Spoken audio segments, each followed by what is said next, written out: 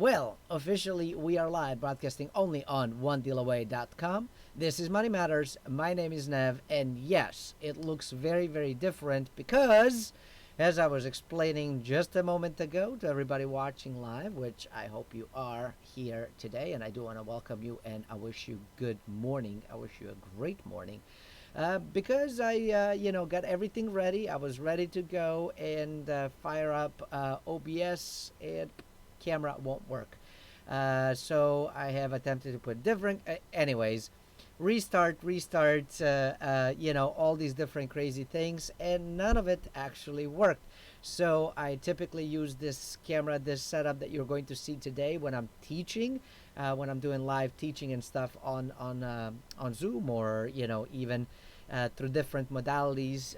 But anyways, we are going to cover the show today. And today we're going to take a look at what's happening with the futures market, with the stock market. We're going to be discussing where we are when it comes to the jobs and layoffs and consumer confidence. Also what's happening with the treasury, of what's happening with the loans for many different organizations, including the airlines, and you might have heard about some of that stuff. We have some information about consumer confidence that we're going to definitely be talking about and discussing. And we're going to be taking a look really at some of the news. Some of the stuff is really, really positive. Some of the stuff is kind of negative and, personally speaking, scary. But overall, not too horrible of the news, which is always lovely to do. I do want to welcome everybody watching this live on onedealaway.com/live. And I do want to welcome everybody else watching this on YouTube or Facebook or wherever else you might have found this thing, or maybe just listening, because this is probably going to turn into a podcast of sorts as well, because not everybody likes or has time to watch, but you have time to listen while you're doing other things. And so we're probably going to do some of that stuff. The benefit is you can do it on the go. The downside is if we are looking at certain things or charts or whatever, you can't really see it. So that's kind of sucky, but I think I do a pretty good job of explaining kind of what's going on so that you can hear it even if you can't really see it. All right, y'all, let's do this.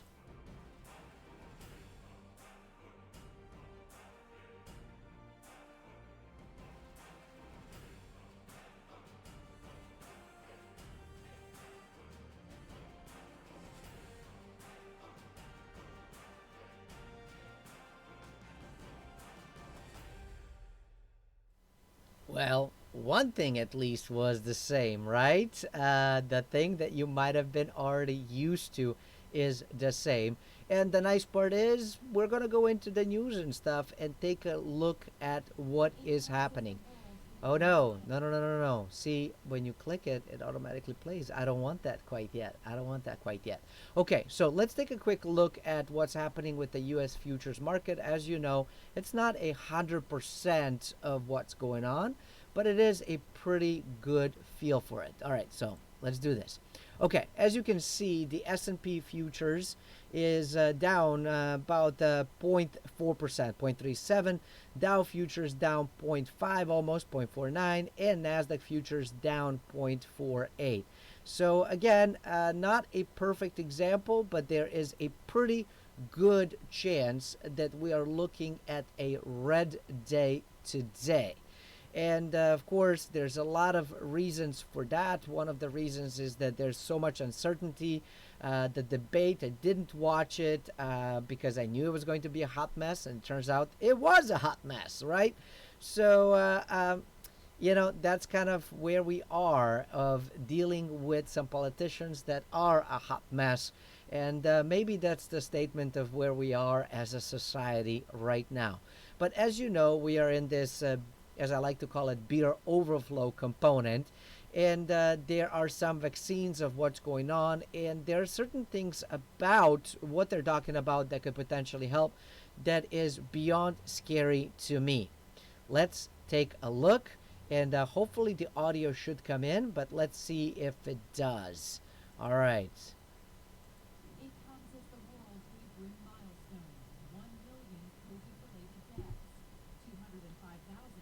I don't think you can hear this. Hold on. I don't think you can hear this.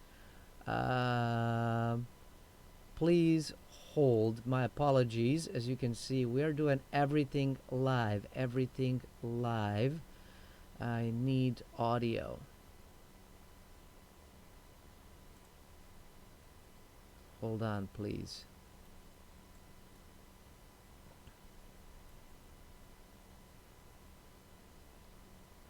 Nope, nope, nope, nope, nope, nope.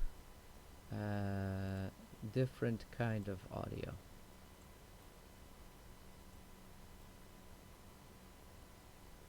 All right, this should do it. This should do it, y'all. Okay, here we go. Let's try this again. That should do it, y'all. My apologies. It comes as the world's new milestone. 1 million COVID-related deaths. 205,000 in the USA. Now, we're learning that in the race to develop a vaccine, sharks may be a key. All right. I don't want to mess around with it, but it sounds like not everybody can hear it. So my apologies for that. Anyways, the basically the premise over here is that, as you know, they're developing the vaccines, and I'm not gonna necessarily say it, but you can see what the vaccines are for right down here. And what they're saying is that they will need to use sharks, and at that they are going to need to use about 500,000 sharks that they will need to basically capture and kill because of the beneficial ingredient in their liver called squalene. Squalene, Squalene. So it's one of those things. It's like, okay, well, that's not a whole lot, but that's like 500,000 sharks. And I know I don't necessarily want to go swim with them per se, right? And when I go surfing, I don't want them to be there. And at the same time, I also don't want to necessarily kill them, because this is not going to go away. And I have really hard time saying that we're going to start killing off wildlife and burning the forest and all of this stuff to attempt to potentially survive. And what happens when we run out of them, right? So I don't agree with what's going on and what they're suggesting the solution should be. But then again, I'm not a genius when it comes to any of this stuff. So you tell me how you feel about it. Hopefully you are just as against it as I am. And we'll see how it goes. Obviously I do want to save human lives, but I also don't want to destroy the planet, because if we destroy the planet, then it doesn't matter what you're going to make me live, 5 minutes longer. That is not a good prospect in my humble opinion. But then again, let me know what you think. Okay, let's move on to the business news and talk about stuff. So as you can see, Disney is about to lay off 28,000 people and park unit employees due to the beer overflow. About two-thirds of the laid off employees will be part-time workers. I don't know if that's a good thing or a bad thing, but they're basically saying that they were trying to hold it off, but unfortunately the parks are limited capacity. They cannot necessarily open.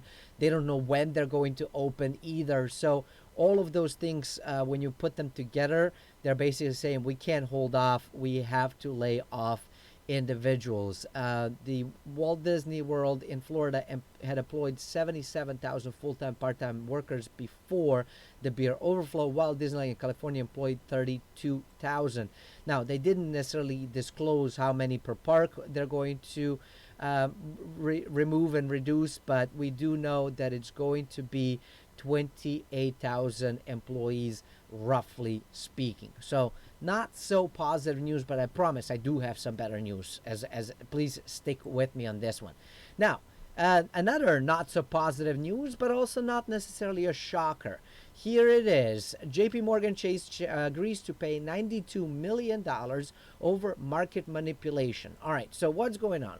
We've been talking about this stuff, and as you know, JP Morgan has been manipulated markets, has been dealing with like illegal entities and individuals that are being wanted, is not necessarily participating. And so it's not a shocker that they're doing this stuff. But let's really take a look at what is happening right now. JP Morgan Chase accused of presiding over thousands of episodes of illegal trading in precious metals and treasury markets. And it will pay about $92 million as part of an agreement with the Justice Department. Engage in unlawful trading of gold, silver, platinum, and palladium futures contracts, scooping up orders with intention of canceling them before they were executed. So they are basically engaging in price manipulation, which, we talk about that all the time, that happens with stocks all the time. However, not many people know that they do the same thing with the commodities, they do the same thing with the treasuries, and so this is nothing new. This happens all the time. It's not legal, it's not right, but they do it nonetheless, which is why I don't like to play in these markets because they're so easily manipulated. And if you ever wanted to kind of see in theory what that looks like, watch Wall Street. Both movies, actually, the first one and the second one. Watch it. Actually, you can get the second one for free if you're a Amazon Prime member. And speaking of Amazon, we're going to be talking some stuff that Amazon is doing that might leave you in awe. And when I say awe, it could be good or bad. I don't know, but you will definitely let me know. All right, let's continue. So, now this misconduct, they call it the misconduct. It's crime. It's crime. I'm sorry. It's illegal. Began around 2008 and lasted into 2016 and involved 10 former traders. Of course, these traders were let go. I'm sure that they were sacrificial lamb. Of course, I can't prove anything, so I don't know for sure. And the 5 former JP Morgan employees also participated in thousands of instances illegally trading in the treasury market. A significant number of JP Morgan traders and sales personnel openly disregarded U.S. laws that serve to protect against illegal activity in the marketplace. So there you go. This is yet another proof that the biggest of the banks, the ones that we cannot let fail, are failing us consistently. So not only are they engaging in illegal trading activities, like we've just seen, they've been basically helping with money laundering, which we've seen, I want to say last week that we talked about. Then they're cheating and lying to their customers, saying don't get into crypto, while they're actually trying to front run them. And, just a slew of just wrong and illegal behavior. Some illegal, some unethical, some completely immoral. And yet people are dying to do business with them. I don't know. I don't know that people necessarily change as fast or as much. Sure, they do. But certain traits are certain traits. And you know how they say, fool me once, shame on you. Fool me twice, shame on me. What happens when you're fooled 20 times by the same company? Well, shame on somebody. I don't know who that is, but it's a shame on somebody. All right, well, airlines. Airlines are in trouble. They are burning millions and billions of dollars, and they need more. So, in this new article that we're seeing right over here, the U.S. Treasury said on Tuesday it had closed loans to 7 large airlines. 7 carriers were Alaska, American Airlines, Frontier, JetBlue, Hawaiian, SkyWest, and United. Airlines and unions are still heavily lobbying the Congress for a new $25 billion bailout to keep workers on the payroll for another 6 months. Now, will in 6 months everybody be flying? Probably not. So there's going to be more. They're going to be asking for more. Take my word for it. U.S. Airlines received $25 billion in March under the CARES Act, primarily in the form of grants. So they were gifted this money, but of course they burned through it and they needed more. American Airlines said on Friday it secured a $5.5 billion treasury loan and could tap into up to $2 billion more in October.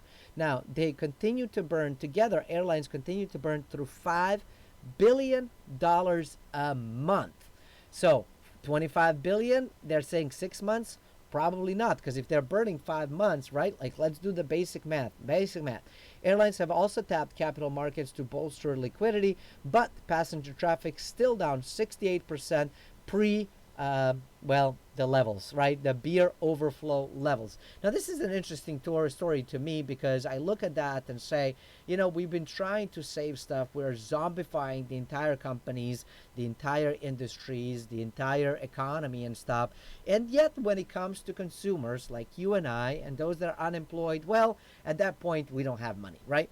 We can't afford to do that and we don't have money.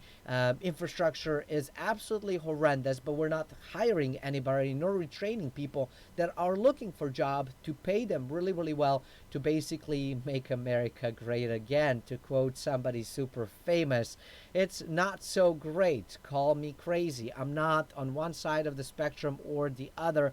The entire thing is a hot mess. Personally, I'm a firm believer of a small government with small taxation and that we operate like we would a business, right?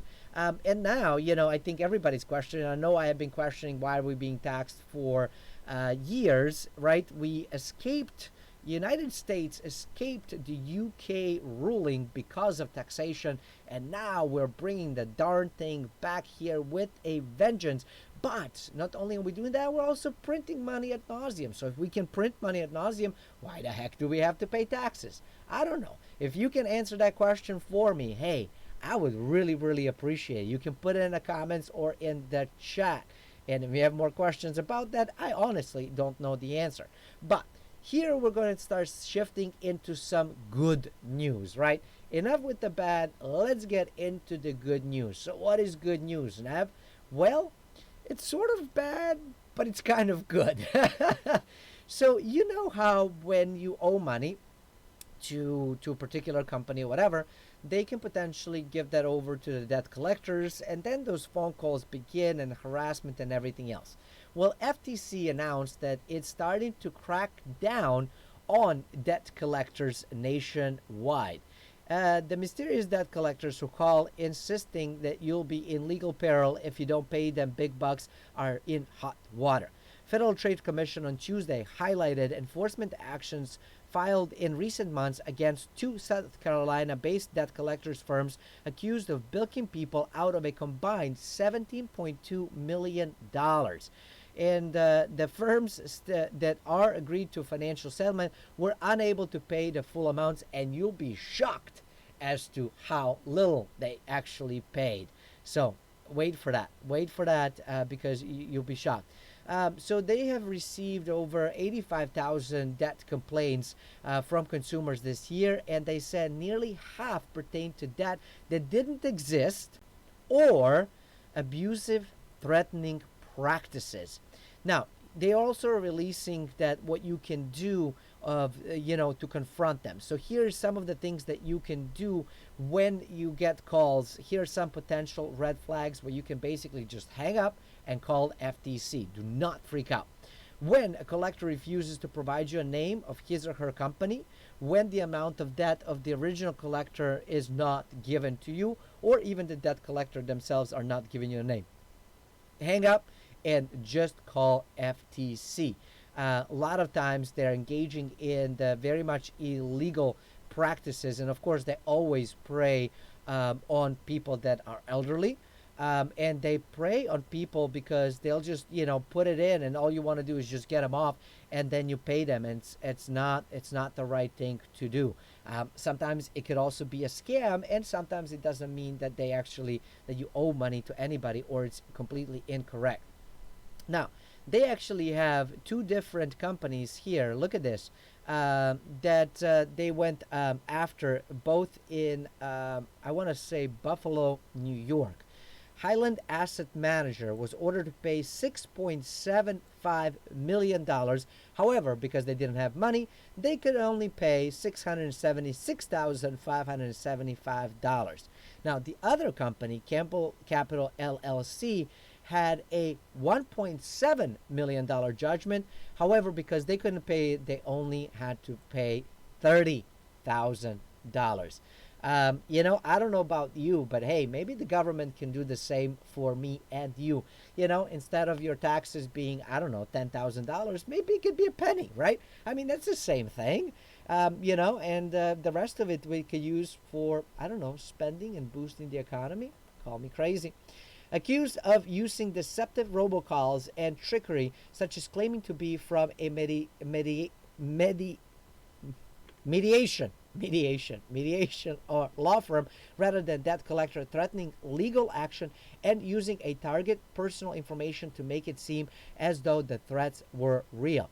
In many cases, the commission alleges National Landmark, this is the company who was doing that, had no right to collect debt it sought, or there was no debt to collect in the first place. So, before you go out there and fall for these scams, I know it's super crazy. You get a phone call, your heart starts beating, you start sweating profusely, you get into the panic mode. Pause. Pause and ask questions. What is the name of your company? Who am I owing money to? Who's the original the company that I owe money, and what is the exact amount of it? That way, you have time to actually write all of that down, look back through your records, and if it doesn't seem correct, by all means, call FTC, put a report in, and just don't fall for the scam. Now, we do have other really exciting and interesting news, and that is that the consumer confidence is rebounding and the biggest leap in 17 years. Now, this is a bit positive, but it's not super bullish. We're not out of the hot water yet. So, what is happening? Well, consumer confidence in the US bounced back in a big way in September as Americans grew more upbeat about the economy and their employment prospects. Index of consumer confidence surged 15.5 points from August to a reading of 101.8 in September, which is the sharpest rise in 17 years. The shorter term outlook, 6 months ahead, also increased sharply, with the greater proportion of consumers expecting business conditions to continue to improve. Still, consumer confidence remains below the pre-beer overflow levels. President Situation Index, a gauge of a gauge of current business and market conditions, saw an increase from 85.8 to 98.5 from August to September. This is really, really good because consumer confidence drives consumer spending, and Americans opening their wallets and swiping their credit cards keep the economy thriving. If they feel more confident, then they're willing to spend more money, right? Makes sense. But of course, there is a potential looming on the horizon, such as Congress potentially not passing the second stimulus, and the lack of unemployment stuff, which even with President Trump kind of pushing it in, that's that 300 extra that is about to expire as well. So there's a lot more. Of course, there's winter coming with it. Typically, we get sicker, and that could potentially make even more beer come our way. We don't know that. And here you can see the confidence boost graph, and you can see that back in like 17, 18, 19, we were flirting between what, like 120 and 140 level. We dropped down to below 90, right? But now we've climbed to slightly over 100. So move in the right direction, but is it going to be, super, super high? Probably not this high for a while, but who the heck knows? It is 2020. The wildest and craziest things have happened and have a potential to continue to happen. The percentage of consumers claiming business conditions are good jumped from 16% to 18.3% in September. The percentage of consumers saying jobs are plentiful increased from 21.4 to 22.9%, and hard to get jobs decreased from 23.6 to 20%. So whether that's true or not, this is just how people think about the whole thing, and that I think is equally as important. As they say, perception is reality. The proportion of Americans expecting more jobs in the months ahead increased from 29.9 to 33.1. The rebound in confidence suggests that spending may not slow further. However, if the confidence holds up for next 6 months, it could be a very, very good omen as we head into the holiday seasons and into 2021. So that is a very, very bullish component here. But like I said, there's going to be a little bit more of uncertainty happening. And of course, we've seen uncertainty kind of hit in the market. So it's kind of interesting that the consumer is feeling better, but the investor not so much, even though often they are the same person. Crazy, huh? All right. So many of you have student loans, and the question is, should you refinance loans right now or not? So let's take a look at what's going on with the student loans. As you know, or you may know, that the private student loan rates have dropped as much as 37% in the last 2 years. And, there are certain things that maybe it makes sense for you to refinance your loans. Now, interest rates have been dropping for some time on student loans, but the more important factor is the rate that you currently have on existing loans. So you want to take a look at what your current rate is, what your payments are, what the new potential rate could be, and you could do that basically for free. You can just go out there and search for new interest for the student loans, and that way you can transfer it. You also want to make sure that you take a look at your credit and your income. If you don't have any income right now because you're unemployed or between jobs, you want to put a pause on it. These low interest rates are going to stay for a little while longer, so there's no rush to do it right this second, but potentially doing it over the next year might make sense. This gives you time to get that job.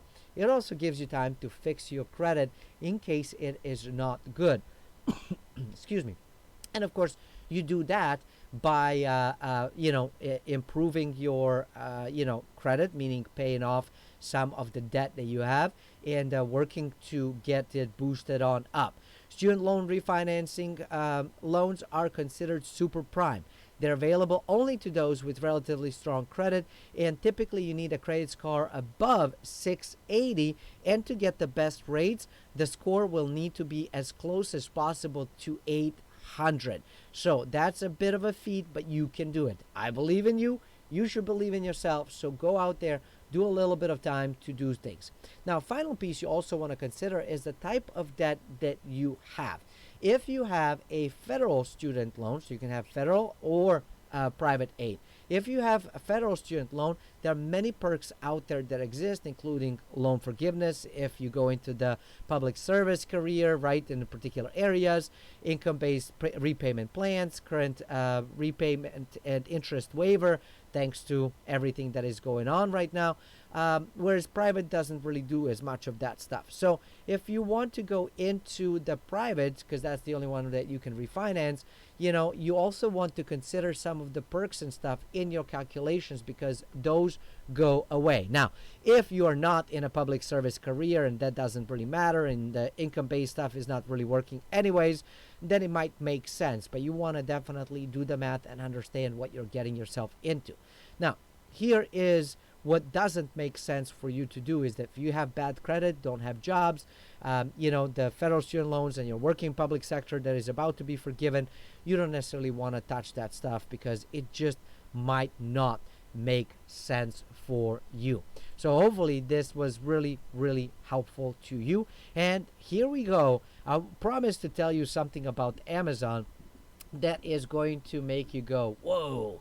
And that whoa could be good, could be bad. I don't know. I don't know what whoa you're going to make.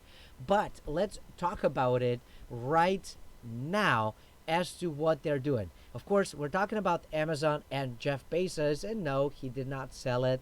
No, he did not, buy anything else. Although, not that we know of. Maybe he did. We just don't know it quite yet over here. But there is something crazy, including your palm, right? And yes, so imagine going into the store and you buy everything you want, and you've already heard of the whole like shop and go, right, where you put everything you need and you just walk out of certain stores of Amazon, right? Yes, they have that. We don't have that everywhere, but we definitely have those things. But now it's interesting.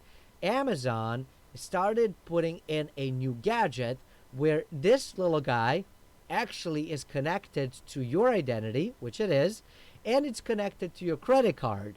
So now you can just wave and pay. That's right. Here we go. So, the e-commerce colossus on Thursday officially announced a new checkout counter device that will allow shoppers to pay for groceries at retail stores using the palms of their hands. The so-called Amazon One device imaging and algorithms to uses the high-tech imaging and algorithms to create and detect the unique palm signatures. Then it connects it to the your credit card and uses the biometric information to link it and for all of the shoppers on file. And then you can just basically wave your hand and pay for everything. While regular card transaction typically takes between 3 and 4 seconds, Amazon's technology can process the charge in less than 300 milliseconds. And of course, that's speeds things up, and they're using that to basically tell us that this is going to speed up and improve our shopping experience. However, what this is going to do is encourage us to spend even more, because it has been proven already that when there's this disconnect between the money and the spending, or kind of how it comes in and how it leaves, it's much easier to spend it. It removes that friction, it removes that mental component that we all have within our brain to talk about, to understand that, hey, this money is leaving us. Now, all we do is just a friendly wave, right? Anyways, and you then get to walk out of the store, just have waved to the cashier who just happened to scan everything. And for me, it's personally very, very cool and scary at the same time. Cool that technology has come this far. Scary by the fact that not only does Amazon know where I live, right, because they have to ship stuff my way, they now know what I buy, what I read, what size underwear I wear, what my favorite food and drinks are. They have my credit card on the file, so they know what movies and music I like to watch and listen to. And now they're going to have the palm of my hand, basically having very, very personal bioidentical data and information. And of course, they're saying that they're storing all of that stuff. And let me show you right here. So they're basically, storing all of that stuff encrypted and stored in a highly secure cloud. And of course, you can request to have it deleted.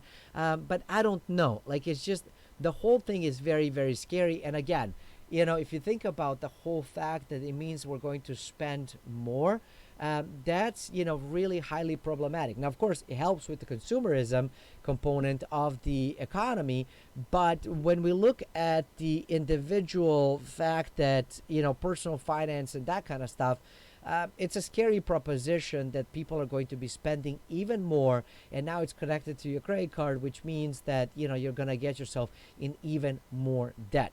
Again, I don't know how you feel about it. Let me know in the chat. Let me know in the comments, because I am curious.